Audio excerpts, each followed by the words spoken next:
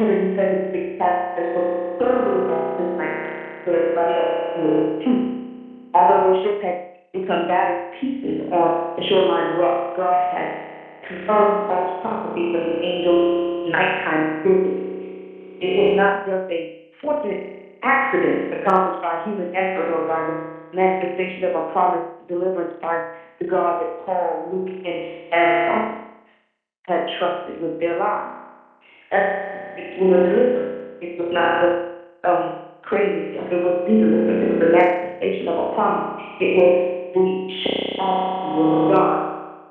Now, he didn't show off in a way that was super extravagant, but he still showed off because after all, 276 and nobody's lost and it's a shipwreck. Well, that's pretty amazing. You might not think about it like that, but I'm sure people who were there did. Gradually, the Bible learned that they were on the island of Melita, which today is called Malta.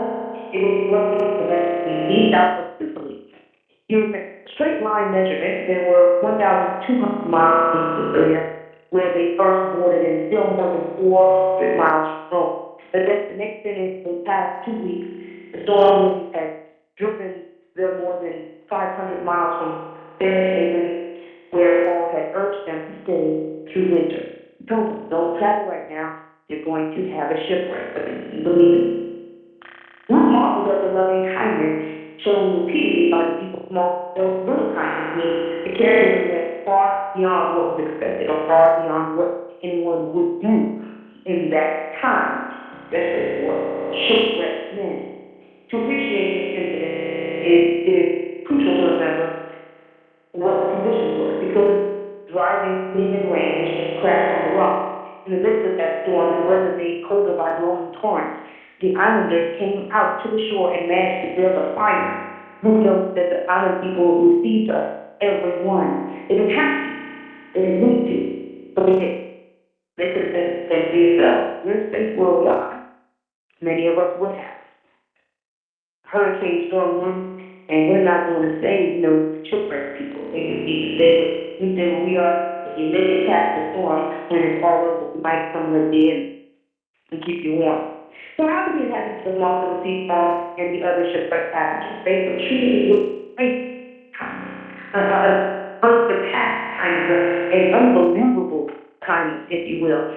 But we do thank God for you all tuning into the broadcast. We hope that you'll continue to tune in Monday and Friday, and Mondays and Thursdays at 6 a.m.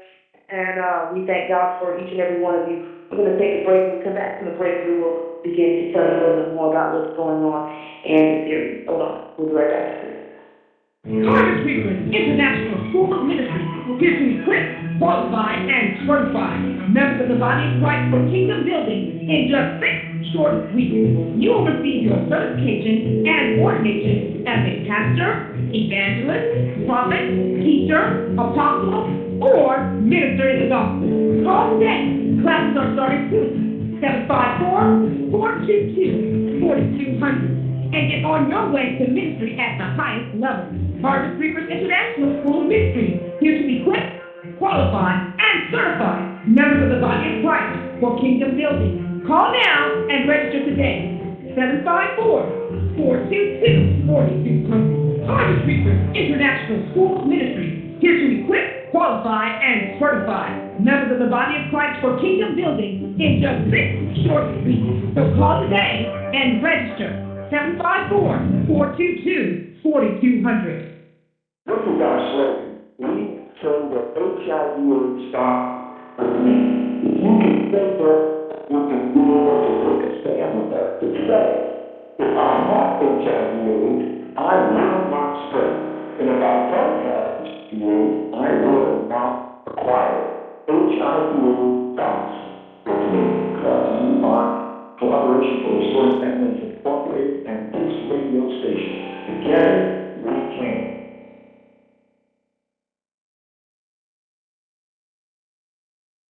You might be too nervous to look at your bank statements, but you still need a new car. Well, let Reverend Ronald P. Young of Rob Landon University Dodge hook you up. Even if your credit is so bad, your mama won't lend you money. Call 954-434-7600 5995 or call them directly at 305-910-7124 and go to Rob Landon University Dodge, 5455 South University Drive, located in Davie, Florida, and ask for Reverend Ronald T. Young. You're only 15 minutes away from a great deal. 954-434-5995 or to contact him directly, 305-910-7124.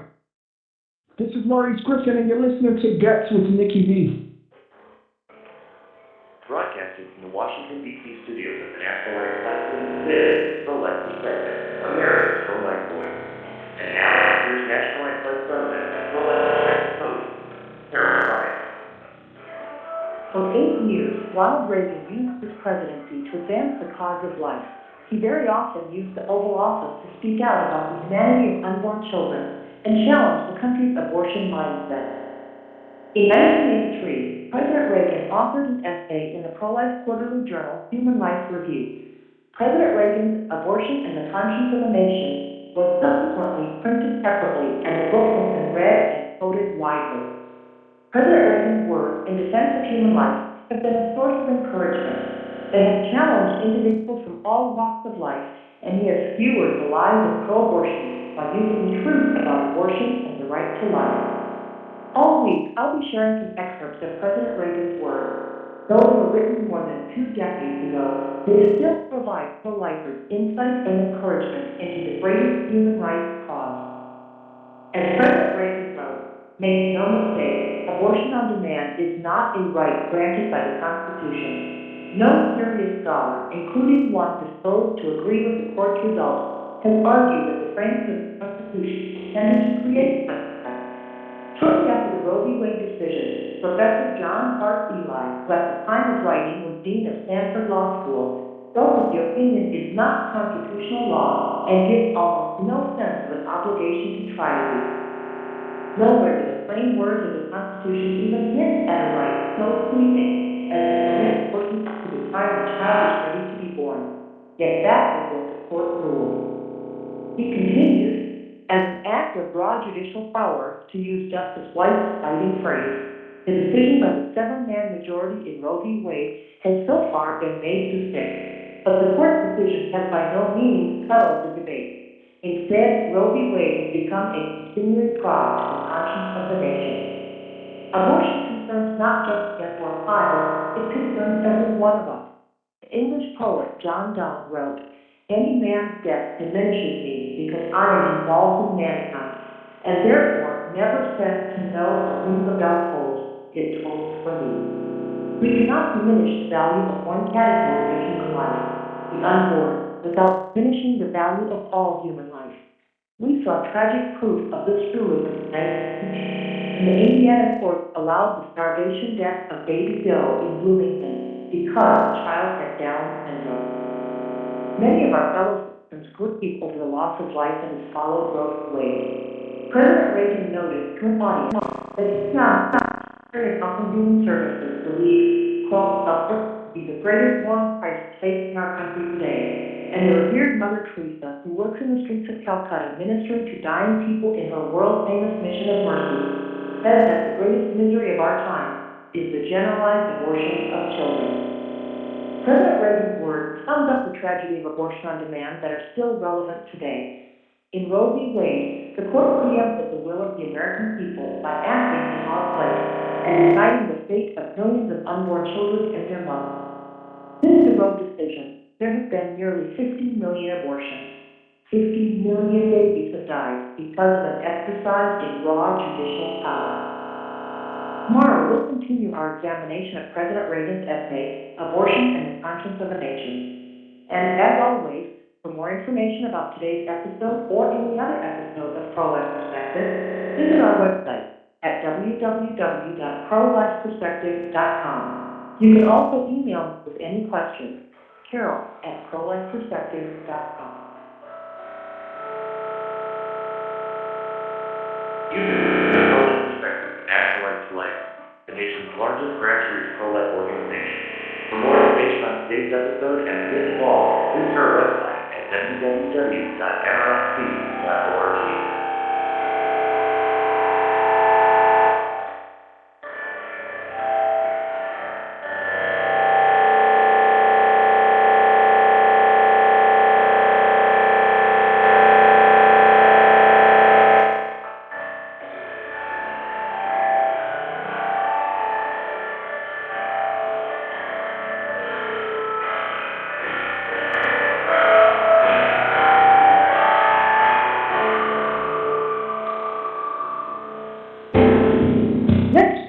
Losing a loved one is hard, and the grief that is put on your family can be troublesome. We strive to make the hardest time for you and your family be easy. We want your loved one to be sent off the best way possible with only your interests at heart. Let us allow the bereaved to breathe easy by calling Fuller Brothers Funeral Home 954-366-3758. That's 954-366-3758. Life goes on, but live easy, knowing that your loved one is in a better place with Fuller Brothers Funeral Home 954-366-3758. Let Fuller Brothers family take care of your family. 1805 North Dixie Highway in the city of Pompano Beach, Florida. 954-366-3758.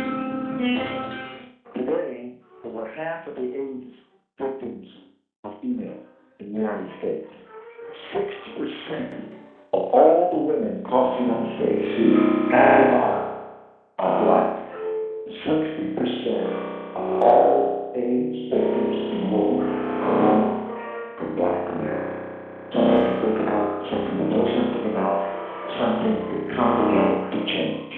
Remember, this information is coming to you as community service, the Collaboration for Restoring Families Incorporated. If you want more information, you can contact us at our email at ahmcogic@bellsouth.net, or you call us at 954-763-9105. This public service announcement is brought to you by Collaboration for Restoring Families Incorporated and this radio station. Together, we can.